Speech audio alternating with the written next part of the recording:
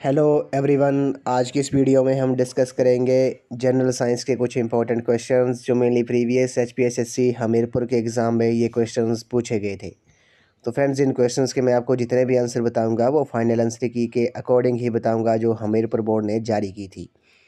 तो फ्रेंड्स, इन क्वेश्चंस के आपने शॉर्ट फॉर्म में नोट्स जरूर बना लेने हैं क्योंकि आपको रिवीजन के टाइम काफ़ी हेल्पफुल साबित होंगे।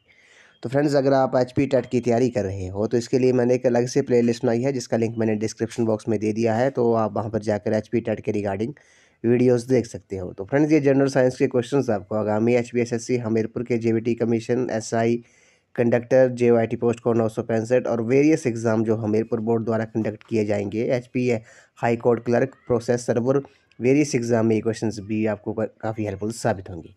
तो फ्रेंड्स, वीडियो पे आपने एंड तक बने रहना है। अगर आप चैनल पे पहली बार विजिट कर रहे हो तो चैनल को सब्सक्राइब कर दें।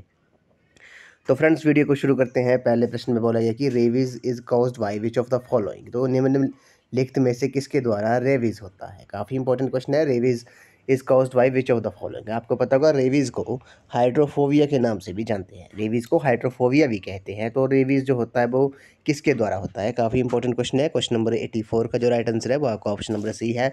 ये वायरस की वजह से होता है, विषाणु की वजह से होता है। ऑप्शन सी इस क्वेश्चन का राइट आंसर है। रेवीज जो है वो वायरस की वजह से होता है, हाइड्रोफोबिया भी इसे कहते हैं।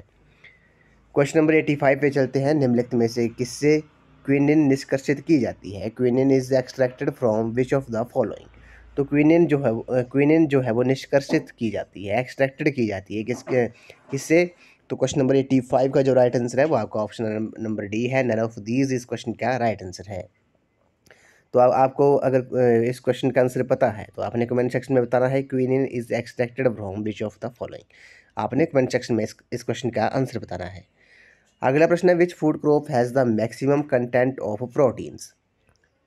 किस खाद्य फसल में सबसे ज़्यादा मात्रा में प्रोटीन होता है। Which food crop has the maximum content of proteins. तो प्रोटीन्स की मात्रा सबसे ज़्यादा किस खाद्य फसल में होती है, ये आपने बताना है। क्वेश्चन नंबर 86 का जो राइट आंसर है वो आपका ऑप्शन नंबर डी है। सोयाबीन जो है इसमें सबसे ज़्यादा मात्रा में प्रोटीन होता है। तो ऑप्शन डी इस क्वेश्चन का राइट आंसर है। क्वेश्चन नंबर 87 पे चलते हैं। इसमें बोला गया कि bakeries are yeast in bread making because. तो बेकरी में ब्रेड बनाने में ईस्ट का प्रयोग होता है, क्यों होता है ये आपने बताना है। तो बेकरी में ब्रेड बनाने में ईस्ट का प्रयोग होता है। इस क्वेश्चन का जो राइट आंसर है क्वेश्चन नंबर 87 का ऑप्शन सी इस क्वेश्चन का राइट आंसर है। जो ईस्ट जो होता है वो ब्रेड को नर्म और स्पंजी बनाते हैं, makes the bread soft and spongy. Option number c जो है इस क्वेश्चन का राइट आंसर है। Bakeries use yeast in bread making because it makes the bread soft and spongy. Bread को ये नर्म और स्पंजी बनाते हैं जिसके लिए ईस्ट का प्रयोग किया जाता है। क्वेश्चन नंबर 88 पे चलते हैं। पांडा किसके समान कुल का है। Panda belongs to the same family as that of. काफ़ी इंपॉर्टेंट क्वेश्चन है, आपने पांडा देखा होगा। तो पांडा जो है वो किसके समान कुल का है। क्वेश्चन नंबर 88 का जो राइट आंसर है वो आपका ऑप्शन नंबर सी है। भालू जो है, बियर जो है इस क्वेश्चन का राइट आंसर है। जो पांडा है वो भालू समान कुल का है। ऑप्शन सी इस क्वेश्चन का करेक्ट आंसर है। क्वेश्चन नंबर 89 पे चलते हैं। The basic structural and functional unit of living organism is. तो सजीवों की मूल संरचनात्मक और कार्यात्मक इकाई कौन सी है। काफ़ी इंपॉर्टेंट क्वेश्चन है। क्वेश्चन नंबर 89 का जो राइट आंसर है वो आपका ऑप्शन नंबर ए है। सेल जो है, कोश जो है इस क्वेश्चन का राइट आंसर है। ये सजीवों की मूल संरचनात्मक और कार्यात्मक इकाई है। The basic structural and functional unit of living organisms is cell. तो ऑप्शन ए इस क्वेश्चन का राइट आंसर है। तो फ्रेंड्स, मैं आपको बार बार बोल रहा हूँ कि इन क्वेश्चंस के आपने शॉर्ट फॉर्म में नोट्स जरूर बना लेने हैं। ये आपको रिवीजन के टाइम काफ़ी हेल्पफुल साबित होंगे। और इन क्वेश्चंस के मैं आपको जितने भी आंसर बता रहा हूँ वो फाइनल आंसर की के अकॉर्डिंग ही बता रहा हूँ।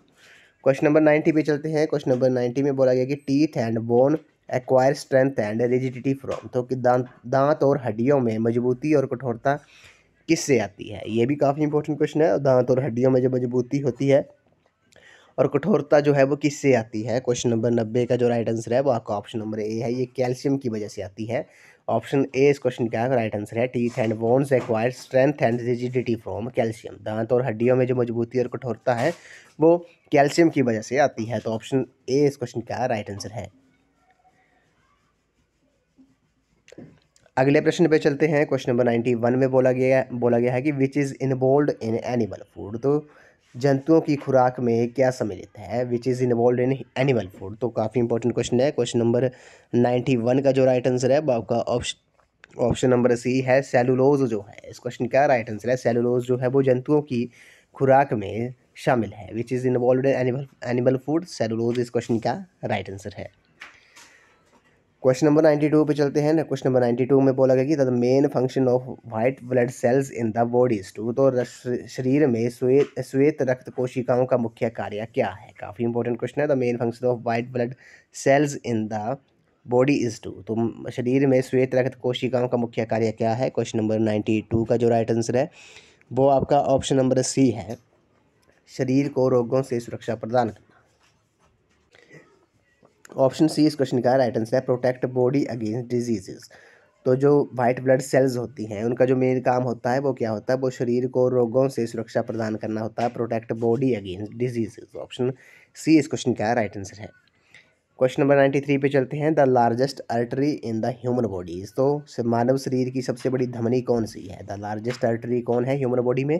क्वेश्चन नंबर 93 का जो राइट आंसर है वो आपका ऑप्शन नंबर ए है, महाधमनी जो है, एरोटा जो है इस क्वेश्चन का राइट आंसर है। ये लार्जेस्ट आर्टरी है किसमें, ह्यूमन बॉडी में, महाधमनी जिसे कहते हैं। क्वेश्चन नंबर 94 पे चलते हैं। In human body an important role of excretion is played in. था तो मानव शरीर में उत्सर्जन का महत्वपूर्ण कार्य कौन करता है। In human body an important role of excretion is played by. तो क्वेश्चन नंबर 94 का जो राइट आंसर है वो आपका ऑप्शन नंबर ए है, किडनीज जो है, ब्रिक जो है इस क्वेश्चन का राइट आंसर है। मानव शरीर में उत्सर्जन का जो महत्वपूर्ण कार्य है वो किडनी करता है, किडनी करती है, ब्रिक करता है। ऑप्शन ए इस क्वेश्चन का राइट आंसर है।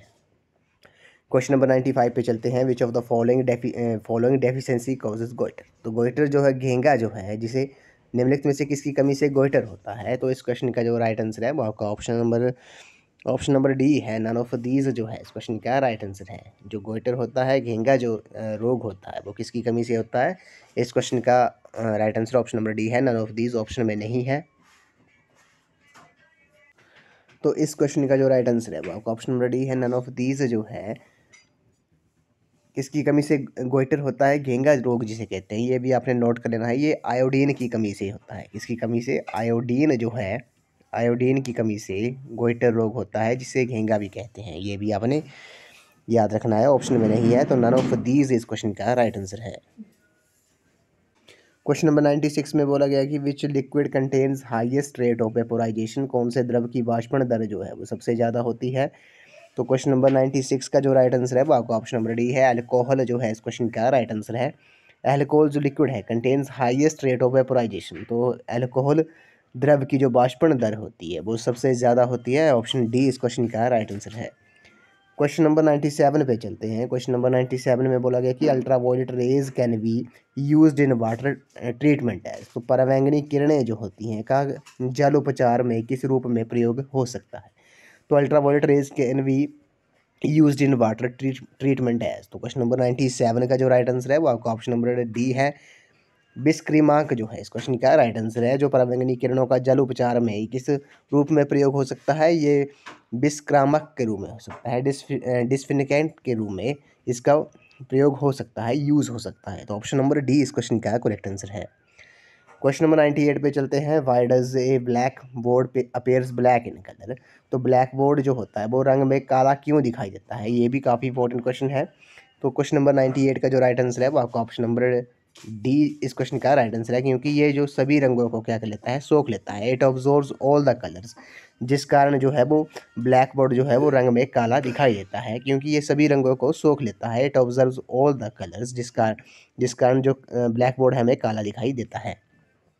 क्वेश्चन नंबर 99 पे चलते हैं। What is field inside the electric bulb. तो विद्युत बल्ब के अंदर क्या भरा होता है, ये भी काफ़ी इंपॉर्टेंट क्वेश्चन है, कई बार हमने डिस्कस किया है।